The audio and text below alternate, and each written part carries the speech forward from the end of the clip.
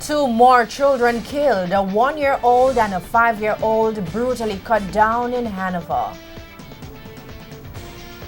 Good evening and thanks for joining us for Primetime News and a special welcome to our viewers on OneSpotMedia.com. I'm Janella Precious. And I'm Doreen Samuels. Also this evening, senior citizen dies in Kingston fire. Leaders pray for the nation even as controversy grips the church. Opposition leader speaks about life after politics. Two policemen shot at a wake in Montego Bay. In business news, finance minister says economic outturn justifies 1.5 tax plan. There's also sports commentary and weather in this newscast, but before the break, the feedback question. Is the National Leadership Prayer Breakfast still relevant? Share reasons for your answer. You can share comments online at facebook.com/televisionjamaica and tweet us at televisionjam. Stay with us. Primetime News returns after this break.